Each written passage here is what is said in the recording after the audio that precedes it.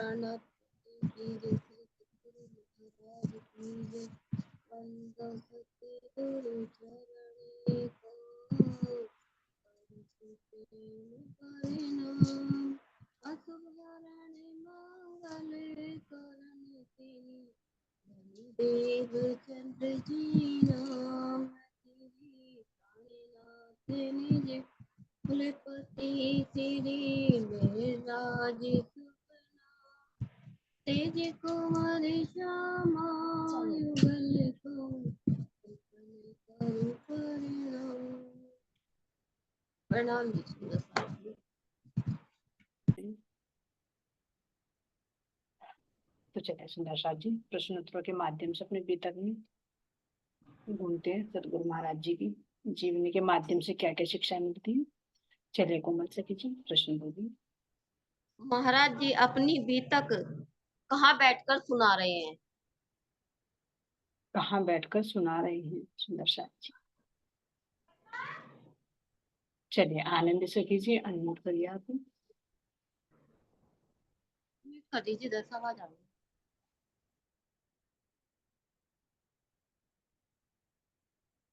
Unmute करिए आनंद।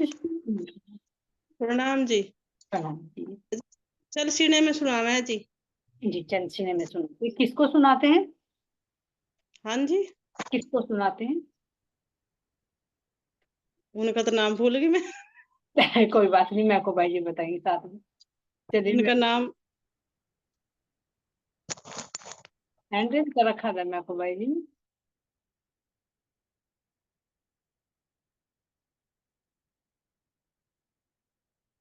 चलिए मुझे तो प्रेम सखी नजर आ रही है। प्रेम सखी जी आप अनम्यूट करिए। जी प्रणाम जी। महाराज जी वैसे तो अपनी बीतक हमें भी सुना रहे जी, और वैसे देखे तो मतलब प्रताप जी के माध्यम से भी तो पता चल रहा ना। जी जी जी जी हाँ हाँ उनको जी वैसे तो वे हमें ही बता रहे जी, हमारी बीतक है जी। जी महाराज जी की नहीं तो हमारी है। हाँ जी हाँ श्री प्रताप जी को सुनाई थी, लेकिन अब देखे तो अब हमारे ही हृदय में बैठ के सतगुरु महाराज जी हम सबको सुना है हाँ ना। जी हमें एक पात्र विशेष हुआ जिनको फेस टू फेस प्रत्यक्ष में भी सुंदर साथ जी सुनाएंगे है ना, और अब हम भी हाँ सुन। जी तो धन्य हाँ है जी। हमारी। चलिए ठीक सुंदर साथ जी अनम्यूट करिए आप।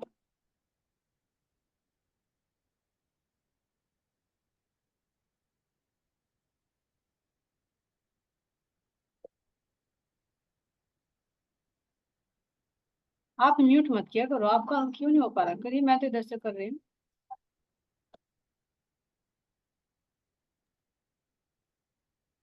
सब्जी वाला बोल रहा था जी उसके आवाज रिकॉर्ड होती थी। महाराज जी जब अपनी बीतक सुना रहे बैठ के, तो जब बीतक सुना रहे तो उस दर्द का एहसास भी हो रहा, तो महाराज जी की हालत तब कैसी थी जब ये सुना रहे कि एहसास करने वाली कैसी हालत? चलिए सुंदर साथ जी। चलिए मैं भाई जी अब अनम्यूट करिए आप। थोड़ा सा फास्ट करें सुंदर साथ जी, हमारे पास थोड़ा सा गिना चुना लिमिट में टाइम है ना, थोड़ा सा जल्दी करें क्वेश्चन हाँ जी को आंसर देने के लिए। प्रणाम जी। कमल सखी दोबारा बोलियो 1 मिनट। क्वेश्चन है कि जब महाराज जी अपनी बीतक सुना रहे बैठ के, तो वो दुख का एहसास तो तब भी कर रहे ना जो उनके साथ बीता, तो उनकी हालत कैसी है तब, कैसा अब अपने महसूस से कर रहे हैं? लगा सका ना, हम अपने से लगा सका, क्योंकि अब जब हम महाराज जी की बीतक सुन रहे, जो उनकी बीती हम सुने, तो हमारे हम सुन के कैसे रूंगटे खड़े हो रहे हैं हमारी। तो उस टाइम भी स्थिति ऐसी होगी जो लिख रहे होंगे। हाँ लिखी किसने? मैं थे प्रताप सिंह। जी जी जी जी तो ये पूछ रही है महाराज जी की हालत कैसी थी जब सुना रहे थे। जब सुना रहे थे महाराज जी की हालत, अपनी बीती तो सुना रहे थे महाराज जी, जी जी जी जो उन पे बीती सारी। हम्म तो देखो अपनी बीती सारी उन्होंने बीतक में लिखवाई, किसके लिए लिखवाई? मैं हमारे लिए तो लिखवाई, क्योंकि सुन के हम उनकी चलनी पर चले, उन्हें रहनी में आवे। उनकी बीतक सुन के देखो जी मुझे तो बहुत दुख हो रहा, जब महाराज जी का है ना भाई उन्हें भूखे रहे, मेरे तो ना, मेरे तो पता नहीं क्या हो उनकी सुन के। ऐसा जने कहाँ तक रोटी खुआ देती उस टाइम, कहाँ तक, मतलब कि कुछ ऐसा, ये बहुत दुख हो, बहुत ज्यादा। चलिए परविता जी के भाव और सुनते हैं, उन्होंने हैंड रेज किया है। प्रणाम जी। हाँ जी, जैसा हमारे साथ कुछ दुर्घटना बीत जावे तो जब हम उसे याद करें वर्तमान में, तो हमारे ऊपर क्या बीतता है, मतलब हम जो हमारे साथ दुर्घटना हो चुकी होती है, जब उसे हम याद करें तो हमें कितना दुख हो कि हाय कैसा कैसा बीतता हमारे साथ। तो इसी तरह हमारे महाराज जी के साथ भी बीतता हुआ जब किसी को बतावा, मतलब सुना रहे, तो रोंगटे भी खड़े होंगे, हृदय भी कितना दुखता होगा कि कैसे कैसे हमारे पिताजी, हमारी माँ, कैसे हमारे ताऊ ने हमें जगह जगह, मतलब पग पग पे हमें किस तरह कष्ट दिए। तो उसे सोच के ही मतलब बहुत अंतरात्मा में दुख हुआ वो। जी बिल्कुल। अंजू सखी जी के भाव सुनते हैं। अंजू सखी जी, इस पर भी तो आपसे ही बता रहे हो एक्सपीरियंस से। दीदी प्रणाम जी। हाँ जी प्रणाम। मेरे को तो दीदी यही समझ में आ रहा है कि देखो उन्होंने सारा, कहते हैं ना, कसनी खुद करके पहले दिखा दी, यानी सारा दुख सारा अपने ऊपर ले लिया। क्योंकि मुझे तो जहां तक लगता है हम इतना दुख हम नहीं बर्दाश्त कर सकते। हम कहते हैं, कहते जरूर है, अगर हमारे ऊपर आए तो हम कहते हैं ना हाथ पैर फूल जाते हैं। ठीक है, जब कोई कष्ट हमें अगर दिखाना होता है, उन्हीं की मेहर से हम कोई देख पाते हैं, यानी जब वो दुख का टाइम निकल जाता है तब लगता है कि अरे इतना कष्ट आया था। मुझे तो ऐसा लगता है कि अगर हमारे ऊपर कष्ट आए ना, तो इसीलिए उन्होंने सब कुछ पहले अपने ऊपर लेकर दिखा दिए थे। बिल्कुल सही शायद जी, बहुत अच्छी। ठीक है कोमल सखी जी। हाँ जी, इसमें ये भी तो है ना, थोड़ा सा महाराज जी सोच रहे कि मेरे पास कोई प्रॉपर्टी भी नहीं है, कोई इतना धन भी नहीं है, फिर भी ताऊ जी मारने की पूरी कोशिश में लगे हुए हैं। एक, जैसे कि कोई दीवाना, उसे एक लगन लग जाना कि मुझे ये काम करना ही है, करना ही है, ऐसे ताऊ जी तो होगी दीवाने की कि मुझे तो इन्हें मारना ही है। तो महाराज जी सोच रहे कि कुछ भी ऐसे धन दौलत भी नहीं, फिर भी मारने के लिए पीछे पड़ रहे। हम्म। महाराज जी के सोचने में हालत ऐसी है कि सही, सुंदर साथ जी के सभी के भाव। सुंदर साथ जी बिल्कुल सही है, क्योंकि जब अपनी दुख भरी बातें सुनाते हैं ना, तो कैसी सिचुएशन से वे गुजरे हैं, कैसे कैसे उन्होंने सहन किया है ना, तो एक दोबारा से उस दुख का एहसास, जो उदाहरण में दिए थे ना, महाराज जी ने कहा कि भाई जब उन्होंने कहा कि भाई मुझे अपनी आप बीती सुनाइए, किस किस तरह से बीती, तो महाराज जी कहते हैं कि जैसे कोई भोजन कर लेता है फिर उल्टी करता है, तो कितना जोर पड़ता है देखिए पूरे शरीर पर। तो इसी तरह से तू तो मेरे पूरे जीवन की खाई हुई को निकलवाना चाह रहा, तो कितना प्रेशर पड़ा होगा उस टाइम पे, यानी दुख भरी सारी बातों को एक साथ में बताना, तो उस दुख को फिर पुनः से एहसास करना। तो इसलिए महाराज जी कहते हैं कि इतना दर्द होता है जैसे पूरे जीवन का खाया हुआ एक बार में उल्टी करे, तो एक पल का खाया हुआ में उल्टी करने में कितना जोर पड़ता है। तो ऐसा उदाहरण देकर बताया सुंदर शाह जी ना, जब महाराज जी ने ये अपनी बेटा का बताई। ठीक है सुंदर शाह जी, बहुत दुख को हम कब तक कहते हैं? चलिए सुंदर शाह जी एक बार प्रश्न रिपीट कर दीजिए, हैंड रेज नहीं हुआ किसी का भी। दुख को हम दुख कब तक कहते हैं? हाँ, ये वैसे कल भी हो गया था एक क्वेश्चन, लेकिन फिर भी और अलग तरीके से, अलग भाव से सुंदर साथ बोलना चाहते हैं। चलिए प्रेम सखी जी बस आप ही करिए अनम्यूट। केल भाई जी अनम्यूट करिए आप। प्रणाम जी। प्रणाम जी। हम दुख को तब तक दुख कहते हैं जब हमें सच्चे सद्गुरु ज्ञान नहीं मिलता, तब तक हमें ये लगता है कि भाई हाँ दुख मुझ पर आ रही। तब तक हमें सच्चा ज्ञान नहीं होता, सच्ची राह नहीं पता लगती, और उस दुख का कारण नहीं पता लगता। भाई दुख से तो विरह होगा, विरह से हमें अपने परमात्मा राज्य मिलेंगे, तब तक हम उसे दुख को दुख कहेंगे। वरना अगर हमें पता लग जाए कि दुख के बाद भाई मेरे राज्य मिलेंगे, तो फिर वो दुख नहीं है, वो सुख ही है हमारे लिए। बिल्कुल बिल्कुल वैसे ही लगता है, ऐसा लगता है कि जैसे मेरे लिए रास्ता तैयार हो रहा, उस हाँ मंजिल जी। पे मुझे चलना है ना हाँ सुंदर। जी, जैसे महाराज जी ने किसी दुख को दुख तो नहीं समझा, और उन्हें फूल समझ कर स्वीकार करा, मेहर समझ कर स्वीकार करा। और जैसे कल मैंने चौपाई भी बताई थी कि दुख से पीऊ मिल से सुखे न मिलिया कोई, अपने धनी का मिलना तो दुखी से हुए। दुखी से हो, बिल्कुल से हाँ सुंदर। जी। मेरे को पता है ना, लेकिन जो अंजू सखी जी ने कहा उस चीज पर भी फोकस करें, है ना। जब हम हाँ जी। नॉर्मली बात कर रहे हैं, कोई फर्क नहीं, कुछ नहीं है, लेकिन जहां क्षणिक जरा सा दुख आता है तो हम तुरंत राज्य पर उंगली उठाते हैं और ये सोचते हैं कि सबसे ज्यादा दुखी में ही।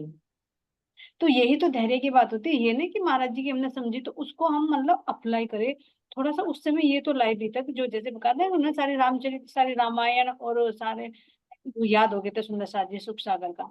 तो कौन सी इंसिडेंट कहाँ घटी है तो कैसे उसका हमने फेस करना है, ये बीतक हमें ये तो सिखाती है। देखो श्यामलाल दास जी महाराज जी की बीतक सुनी, उससे कितनी शिक्षाएं मिली है। हथियार तो मिल गए माया से लड़ने के, लेकिन उनको चलाने का, उनको इस्तेमाल करने का वो तरीका भी आना चाहिए कि मुझे कब वो हथियार चलाना है। लेकिन वहां पर हम फेल हो जाते। पता तो महाराज जी ने सब कुछ बता दिया है ना, साथ मेरा बहुत अच्छा लेकिन अभी अभी थोड़ा थोड़ा कच्चा। क्यों? क्योंकि हथियार तो दे दिए लेकिन चलाना नहीं आया, किस समय हमें कौन सा हथियार चलाना है माया को काटने के लिए, और इसलिए हम हार जाते। तो ये विशेष फोकस है जो अंजू सखी जी ने कहा सुंदर साथ जी कि अगर दुख आ रहा है तो उसको ये दे के परमधाम की भाव से वहां बैठे बैठे महसूस करें कि ये जैसे मेरे सतगुरु पर आए, उसके सामने तो कुछ भी नहीं है। दुख क्या है ये देखो सुंदर साथ जी, एकदम तुरंत अपने दुख की और सतगुरु महाराज जी ने जो दुखों को फेस किया है उनकी अगर हम कंपैरिजन करें तो कुछ भी नजर नहीं आएगा सच में। तो इसीलिए तो महाराज जी में बहुत बहुत बहुत बहुत कम थोड़ी सी झलक जैसे हो जाती है ना, बहुत थोड़ी सी झलक, जैसे एक छोटा बच्चा होता है उस पर थोड़ा सा वजन रख देते हैं, है ना, जितना बड़ा होगा ताकतवर होगा उस पर ज्यादा रख देते, छोटे बच्चे पे कितना, इस तरह से। क्योंकि सामर्थ्य के अनुसार ही वे विरह देते, सामर्थ्य के अनुसार ही दुख देते, सामर्थ्य के अनुसार ही वो आनंद भी देते हैं। नहीं तो महाराज जी कह रहे कांच का कुप्पा है, फूट जाएगा, चटक जाएगा, और उन्हें रखना है तुम लोग को बचा कर, है ना। बहुत सुंदर साहब, बहुत प्यारे प्यारे उत्तर, बहुत अच्छे प्रश्न भी बने हुए, आज क्लियर हैं सारे प्रश्न। चलिए कमेंट से कीजिए, नेक्स्ट क्वेश्चन की ओर चलते हैं। वाली मीटिंग पे चल गई जी। दुख और कष्ट अलग अलग होते हैं तो क्या हमें उस परिस्थिति को कैसे समझ सकते हैं? उस परिस्थिति को हम कैसे समझ सुंदर साहब, दुख और कष्ट में क्या डिफरेंस है, ये आया था।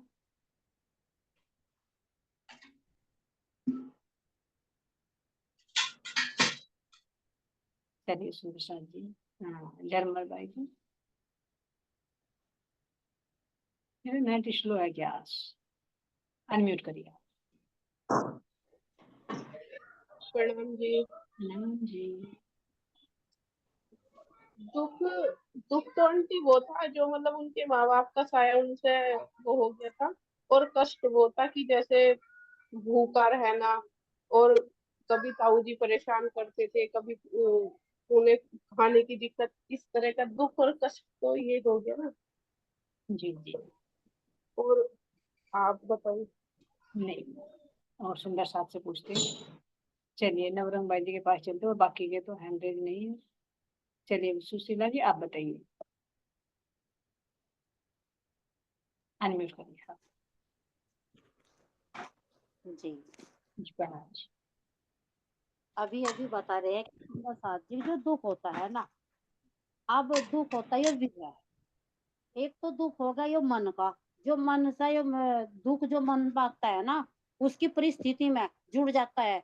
तो ये मन जो होता है बाहर की सोचता है कि मुझे इसने वो कह दिया, मुझे वो मिलना चाहिए था, मतलब जो मन के उसमें आएगा तो वो दुख होगा। और जब परमात्मा का विरह होगा तो उसे परमात्मा का रास्ता मिल जाएगा।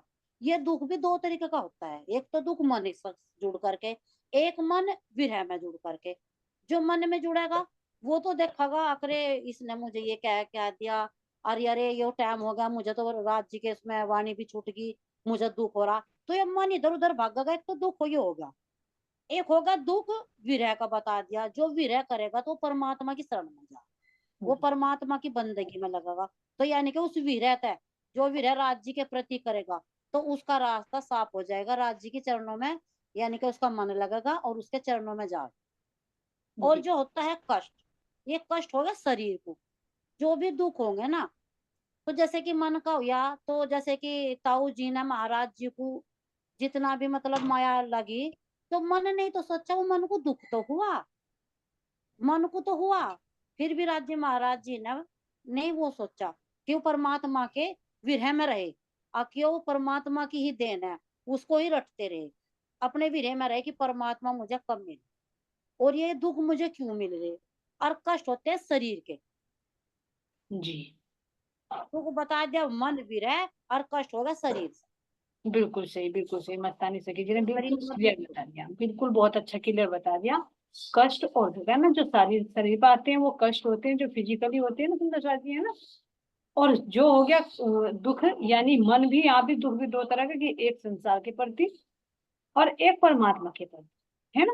एक तो ये परमात्मा। संसार के प्रति हो जाएगा कि कभी भी संतुष्ट न रहना, भाई सब सुख सुविधाएं होते हुए भी मन संतुष्ट ना हो, ये भी एक दुख है। जी जी। और एक दुखी है जो परमात्मा को आपने बताया कि परमात्मा की वजह से हमारी चर्चा छूट गई, कहीं मेरा आज मन दुखी है। महसूस करो सुंदर साथ जी, अगर किसी दिन हम कहीं ज्यादा काम में बिजी हो जाते हैं, हमें वाणी चर्चा भी ना मिले, कुछ ना मिले, ध्यान चित होने का भी समय ना मिले, तो एक मन बेचैन सा रहता है। तो अंदर से महसूस करे क्यों नहीं मन लग रहा आज, तो अंदर से क्या, वो दुखी तो है, उसे नहीं कहते मेरे मन जी में जी। कष्ट हो रहा है, मेरा मन दुखी है नहीं। है ना। तो वो दुख है, चाहे वो बाहर से हो और चाहे अंदर की तरफ से, वो फिर बढ़ते बढ़ते बढ़ते बढ़ते वो विरह में परिवर्तित हो जाता है। वो परिवर्तन हो जाता विरह है। में, बहुत अच्छा सुंदर साहब जी, बहुत अच्छी तरह से क्लियर किया हमारी मस्तानी सखी जी ने, है ना। बहुत समझदार हो गए हमारी सखियां। चलिए कोमल सखी जी, आज तो बिल्कुल बढ़िया, हर एक एक्यूरेट आंसर आ रहा है हर क्वेश्चन का। चलिए वो आगे। रोज मेरे साथ हो रहा ना, वो हो रहा ना मेरे साथ। प्रैक्टिकल को अच्छी तरह से क्लियर कर पाते हैं हम। सही कह रहे हो। आज वो हो रहा ना, साथ में चल रहा ना ये। हाँ, तभी तो ब्रज में हमें महसूस नहीं हुआ था ना, इसीलिए तो इसका अलमा के जागने के ब्रह्मांड में डाला है ना, कि अभी दुख सा जी अगाय जी। है ना, कि दुख क्या होता है, तो साथ में थे प्रियतम, जब प्रिया साथ में हो तो दुख का है। इतने कष्ट आते हुए भी, इतने संकट आते हुए भी दुख का कभी एहसास ही नहीं हुआ, क्यों? क्योंकि बालाजी तुरंत आते थे, वो बचा लेते थे हमें। अब होता है, पता होने के बाद हो रहा। जी जी, बहुत। चलिए कौन से की नेक्स्ट क्वेश्चन। 84 लाख योनियां किस लिए बनाई गई हैं? 84 लाख योनियां किस लिए बनाई गई है, सुंदर साहब जी। चलिए सुंदर साहब जी, अच्छा लगता है सबके मुख से सुनना, सबके दर्शन करना। हरिहर सखी जी, बहुत देर में हमारी हरिहर सखी दिखाई दी है, अनम्यूट करिए आप। प्रणाम जी।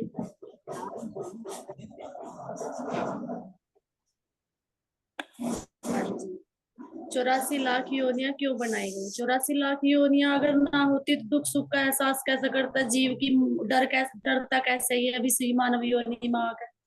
अब मानव योनि में आया तभी तो इसको पता चला 84 लाख योनियां भी है। अगर मान लो कीड़ी है, कीड़ी को थोड़ी पता मैं योनि के अंदर हूँ, या फिर मकोड़े को पता थोड़ी ना एक्नोलॉजिस के बाद क्या जन्म मिलेगा। सिर्फ एक इंसान की योनि में ही आकर हमें पता चल रहा है कि ये योनियां कितनी खतरनाक भी हैं, दुखदाई भी हैं, और इनके अंदर पड़ के जन्म मरण के चक्कर में आना ही आना है। कभी कीड़ी के रूप में, मकोड़े के रूप में, कीड़े के रूप में, नाली में भी गंदगी में, सुअर के, भैंस के, डंगर, कोई भी लगा लो योनि आप, सारी दुखदाई है। सिर्फ एक मनुष्य योनि ही ऐसे है जिसके अंदर एक ज्ञान भी मिला, परमात्मा का पता चला, इस ब्रह्मांड का जन्म मरण से भी छूट जाएगा शरीर। और बनाई क्यों गई? इसलिए बनाई महाराज जी ने, आत्माओं के लिए ज्यादातर बनाई, दिखाने के लिए कि देखो तुम इन योनियों को, तुम इस संसार को देखने आए थे।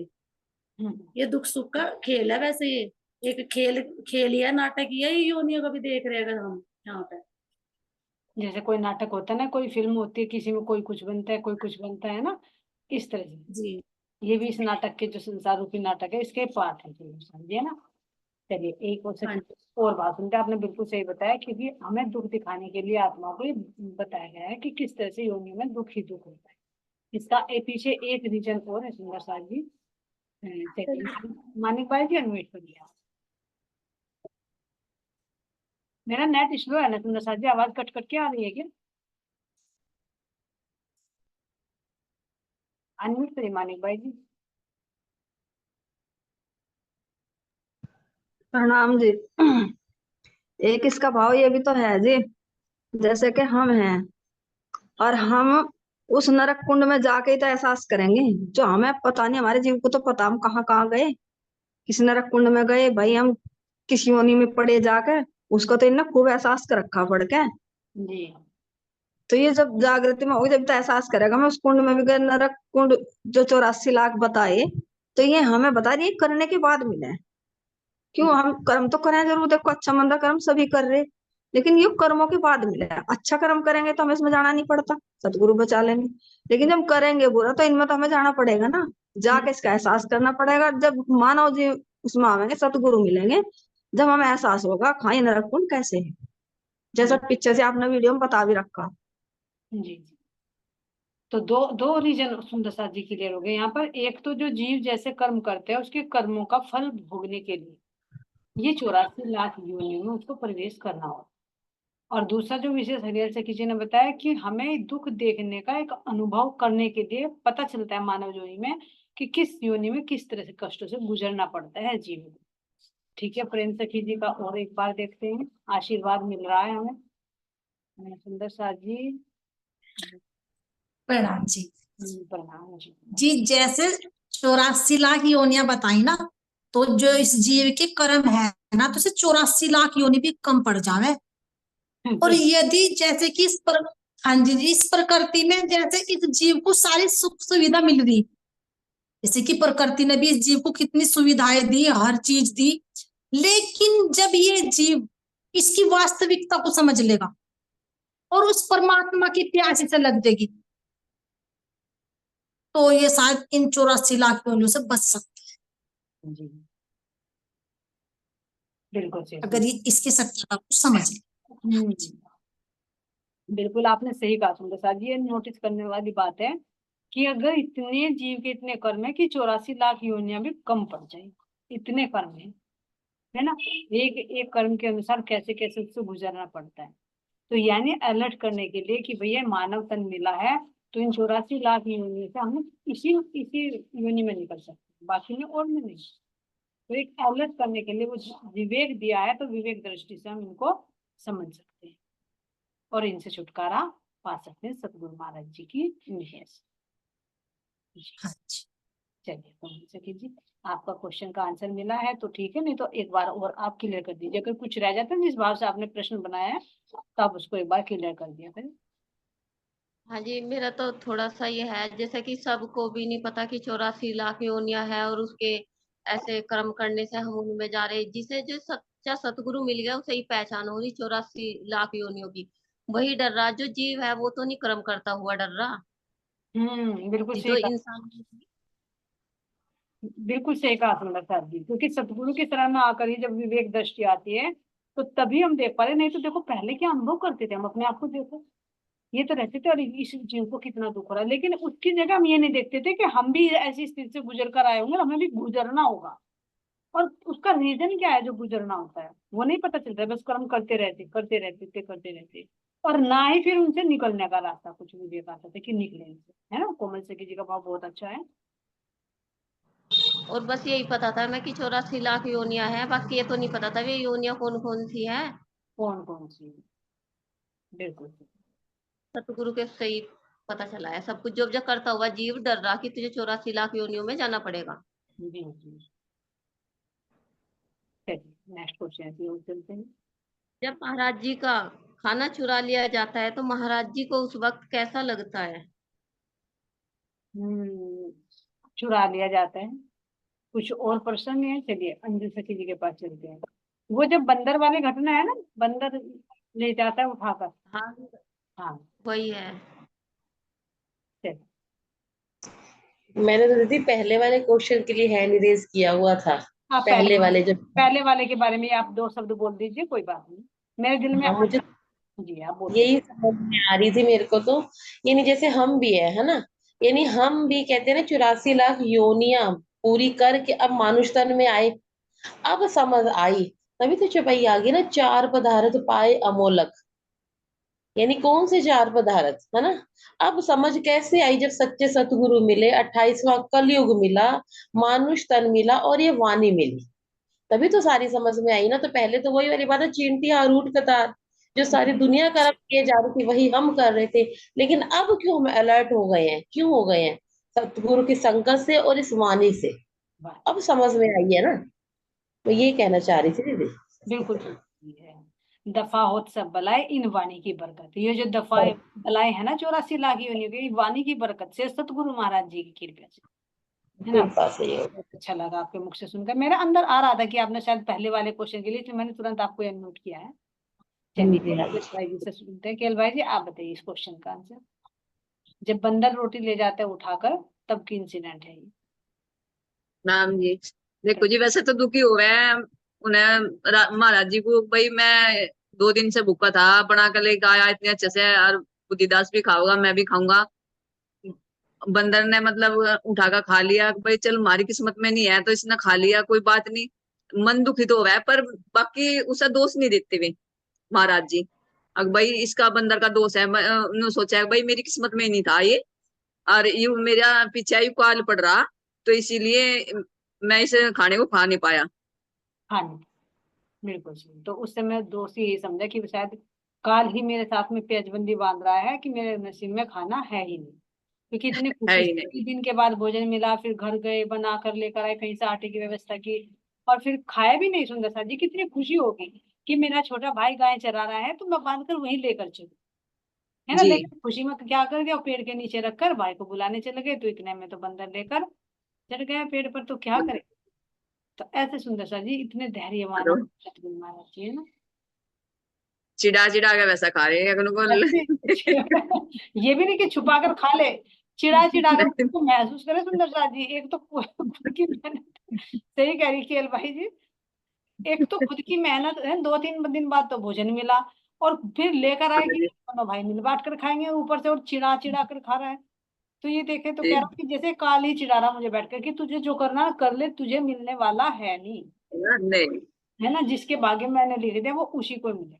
तो चिढ़ाने का तो बहुत बड़ी बात है सुंदर सा जी। तुम्हें पेट भरो भरो को भी कोई चिढ़ा के खाए ना कि देखो मैं खा रहा तुम्हारे हिस्से का, तो देखो तुम कैसे गुस्सा आ मारोगे तो। जाए। तो उस स्थिति पर अपने आप को खड़ा करके देखे ना, जबकि 2-3 दिन के भूखे हों, और जबकि आगे भी आना हो कि चल भाई घर जाकर बना के खा लूंगा, कहीं से आटा लाए होंगे, बनाई होगी कैसे तैसे छोटे छोटे हाथों से, फिर लेकर बांध कर कपड़े में अपने भाई के पास में जंगल में आए, और आकर देखा तो वो तो बंदर ले गया। और लेकर कहना को भाई का ये भी नहीं कि खा ले चलो, कोई नहीं दिखाई नहीं दे रहा, चिढ़ा चिढ़ा कर खा रहा है कि देख मैं खा रहा हूँ, तू बना कर लाया लेकिन मैं खा रहा हूँ। तो वहां महाराज जी ने कहा कि जैसे मेरे से पैज बांध रखी है उस कारण कि कुछ भी कर ले तुझे रोटी मिलने वाली है ही। नहीं। तो ये सुंदर सा ये एक इस तो अंदाज। को भी तो दुख हुआ होगा, और दूसरा ये शिक्षा भी तो ये मिल रही कि कितने वो सहनशीलता उनके अंदर थी कि वे कुछ कह ही नहीं रहे, वे देख ही रहे। भाई सहनशीलता की तो वासु पड़ती मूर्ति हमारे सतगुरु महाराज जी। देखो महसूस करके देखिए हर एक इंसिडेंट, ऐसे नहीं केवल कहनी कहनी नहीं, करनी में भी कितने फर्स्ट नंबर में अच्छे अच्छे से धैर्य खो जाते हैं सुंदर सा जी, जितने माया के थपेड़े पड़े हैं। लेकिन कैसे कहा ना कि लोहे के चने। जी लेकिन अब तो ब्रह्मात्माएं जी सर, सतगुरु का ज्ञान मिला, राज्य का ज्ञान मिला, तो ब्रह्मात्माएं भी अब ऐसी होती जा रही, वे दोष नहीं देती किसी को। क्यों नहीं देती? क्योंकि उसे ज्ञान दे दिया ना राज्य महाराज जी ने, वे सोचे उसे अपना वो कर्म समझ के उसे स्वीकार करती जा रही, दोष नहीं दे रही अब जब किसी को भी। और जब अज्ञानता न में थी तो फिर तो बहुत बड़ा बखेड़ा खड़ा कर देती थी। हाँ सब ज्ञान देते जा रहे हैं ना सतगुरु महाराज। जी महाराज जी उस टाइम रो भी सके थे लेकिन रोए तो नहीं। डर था, वो डर हम था। तो रोने लगते जी। हाँ हाँ जी हम तो रोने लगते। रोने लगते, हम तो 2-3 दिन से भूखे, हमें तो डंडा मिला ही उठाकर नहीं, हमने बनाया के तो पीछे खा लिया। भागते डंडा उठाकर। हाँ जी जी बंदर ये संसार भी तो जी, जैसे कोई यहाँ भाई की भाई की संपत्ति भी मतलब लूट कर ना और उससे चिढ़ा चिढ़ा के ही खावे, तो ये संसार में भी बंदर ही है जी जो इंसान है।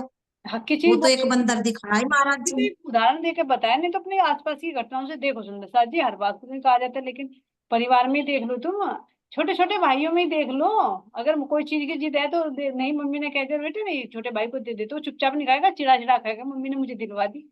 ये देखो यहाँ पर ऐसे छोटे छोटों में भी बड़ों बड़ों में भी बहुत, हर एक क्षेत्र में देख लो सुंदर सा, है ना। चलिए क्या हमें पिछली बातों को दोहराना चाहिए या नहीं? इससे हमें क्या शिक्षा मिलती है? अब बताइए। चलिए सुंदर साथ जी, अब ये बंदर जो हमारी लाइफ में आते हैं इनको हमें फिर स्मरण करना चाहिए या नहीं करना चाहिए? मैको भाई जी, चलिए राजेश्वरी जी ने हैंड रेज किया, आप अनम्यूट करिए, आपके पास अभी आएंगे मैको भाई जी। प्रणाम जी। प्रणाम जी राजेश्वरी जी, प्रणाम जी। जी नहीं, रिपीट तो नहीं करना चाहिए बल्कि उससे शिक्षा लेनी चाहिए। जो हमारे साथ कुछ बताए तो उसका रोना नहीं रोना चाहिए, क्योंकि वो भी हमारे किसी कमी के कारण ही हमारे साथ घट रहा है। अगर न घटता और ये हमारे साथ ना होती तो हमें ये भी पता नहीं चला था कि जो चीज हमने की है वो हमारे साथ हो रहा है, और फिर उसका पिछले फिर वो ही रोना पड़ा। तो ये तो क्रमवार फिर ऐसे ही चलता रहे, इसलिए रिपीट भी नहीं करना चाहिए और शिक्षा भी लेनी चाहिए, और फिर आगे कुछ अच्छा ही करना चाहिए। इससे सबक मिले तो ये तो सबसे अच्छी बात है हमारे लिए। और ये जो शिक्षा जो अब हमारे आगे आ रही, पहले ये हमारे अंदर थी नहीं बिल्कुल भी। पहले या तो हम दूसरों को दोष देते या ऊपर वाले को दोष देते, अब भाई इसने ऐसा हमारे साथ क्यों किया, हम तो इसके साथ अच्छा करे। अच्छा होने के बावजूद भी ये हमारी कमी के कारण ही हमारे साथ हो गई है सब। प्रणाम जी। प्रणाम जी। राजेश्वरी जी ने बिल्कुल क्लियर कर दिया सुंदर साथ जी, बहुत कम शब्दों में पूरा सवाल का जवाब दे दिया है ना। हमें पीछे मुड़कर तो देखना चाहिए, पिछली बातों को याद तो करना चाहिए, लेकिन उनसे निगेटिविटी ना लेकर पॉजिटिविटी लेनी चाहिए। यानी उनसे हमें क्या मोरल मिलता है। देखो इसी तरह से तो महाराज जी की बीतक का श्रवण करते हैं, ये भी तो बीती हुई। अब देखे कि हमारी हिस्ट्री है, हिस्ट्री का क्यों अध्ययन किया जाता है, ताकि हम पिछली सिचुएशन से कुछ शिक्षाएं ले सकें। तो इसी तरह से हमारे जीवन में भी जो घटनाएं घटती हैं, हमें उनका एक बार दृष्टि डालकर उनका जो शिक्षा मिलती है उनसे, जो उनका सार है वो ले लेना चाहिए, और जो बुराइयां हैं उनको छोड़ देना चाहिए। उसकी तरह महाराज जी ने कहा कि पीछे मुड़ के ना देखे, ना किसी की कीजिए पता, एक दाम मिलते में लेके बदल दीजिए अरबा, यानी पॉजिटिविटी लेकर। और आखिर में आके पॉजिटिविटी यानी जो सकारात्मक जो अच्छा है वो भी छूट जाती है। कहते महाराज जी किसी ने अच्छा किया, किसी ने भली बुरी की, जिसकी भली बुरी करनी थी सबके अपना अपना हिसाब, न किसी की अच्छाई पर ध्यान, न किसी की बुराई पर, अपने परमात्मा की तरफ को बढ़ जाए। ये महाराज जी की बीतक से तो जी हमें यही शिक्षा मिल रही ना, महाराज जी के जो साथ हो रहे तो वे उनको जैसा ध्यान नहीं दे रहे, तो उनसे भी तो हमें यही शिक्षा मिल रही ना। चलिए दूसरे कीजिए, आप कुछ कहना चाह रहे हैं, आप अनम्यूट करिए। वही सबने जो कह दी वही बात कि भी जब हम पिछली बातों को देखें तो फिर मेहर समझ में आती है। जब उस परिस्थिति से गुजर रहे होते हैं ना, तब लगता है कि ये दुख मेरे लिए जो भी है। जब ये टाइम निकल जाता है फिर लगता है कि ये दुख हम सहन कर ही नहीं रहे थे, हमारे अंदर तो इतनी हिम्मत ही नहीं है। वो सतगुरु या राजी महाराज आके है ना, वो कहते हैं ना, एक स्टोरी भी है कि अपने कंधों पे उठा के ले जाते कि हमारे अंदर तो इतनी हिम्मत नहीं होती दुख के टाइम में हम चल भी सके। यानी वो उस वो कहते हैं फिर मेहर को याद करें। फिर वो करते करते पता है अंदर क्या होता है, मुझे लग रहा है कि और ज्यादा फिर विश्वास बढ़ता चला जाता है जब मेहर को देखते हैं ना। लेकिन जब हम उस कंडीशन में, कहते हैं ना, जब पानी अगर हिल रहा होता तो हम अपनी तस्वीर नहीं देख पाते, यानी दुख के टाइम हमारी वो हालत होती है। लेकिन जब वो पानी बिल्कुल सहज हो जाता है तब हम अपनी शक्ल देख पाते हैं ना। तो कुछ टाइम बाद है ना, फिर जब देखते हैं कि अरे राज्य की इतनी मेहर थी, फिर वो बिल्कुल कहते हैं ना, वो मेहर बढ़ती है अंदर, मन के अंदर मेहर बढ़ती है, फिर नेगेटिविटी नहीं आती। बल्कि पॉजिटिविटी ले लेते हैं उससे, है ना वो। चलिए नेक्स्ट क्वेश्चन की ओर चलते हैं। सुंदर सर जी बहुत बहुत धन्यवाद। यजमानी करना क्या है और उसे जगह जगह बांटना क्या है, बातूनी और जाहिरा दोनों बताओ। मेजबानी करना क्या है सुंदर सर जी? नेक्स्ट जजमानी, जजमानी। हाँ हाँ, वो जजमान भी बोलते हैं उसको, यजमान। अच्छा, यजमानी है वैसे, वो यजमानी। हाँ यजमान से बोलते हैं। सुनने में गलत हुआ होगा तो कोई बात नहीं, समझ गए। कल तो हमारे से मिस्टेक हो गई थी, आज हम चौकस होकर बैठे सतगुरु महाराज जी की कृपा से। आज मैं प्रश्नों को समझने की कोशिश करेंगे। लेकिन कोई ना कोई की समझ ही लेती है, जैसे कल हमारी महको बाई जी ने समझ लिया था, है ना। चलिए सुंदर साथ जी अनम्यूट करिए। सुंदर साथ जी अगर नहीं पता होता हैंड ओवर कर दिया करिए। महको बाई जी अनम्यूट करिए।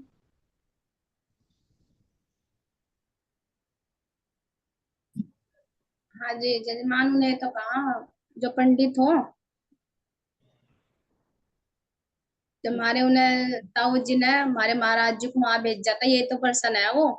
जी जी जी। भाई तुम वहां चले जाओ। अब ताऊ जी मेहरबान किस तरह में कभी भी नहीं कहते, भाई तुम वहां चला जा।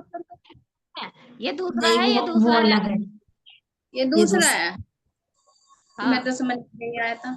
सुनो, यजमानी करना क्या है और उसे जगह जगह बांटना क्या है, बातूनी और जाहिरा दोनों बताओ।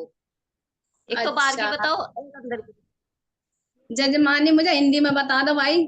हिंदी है जी, अंग्रेजी नहीं है।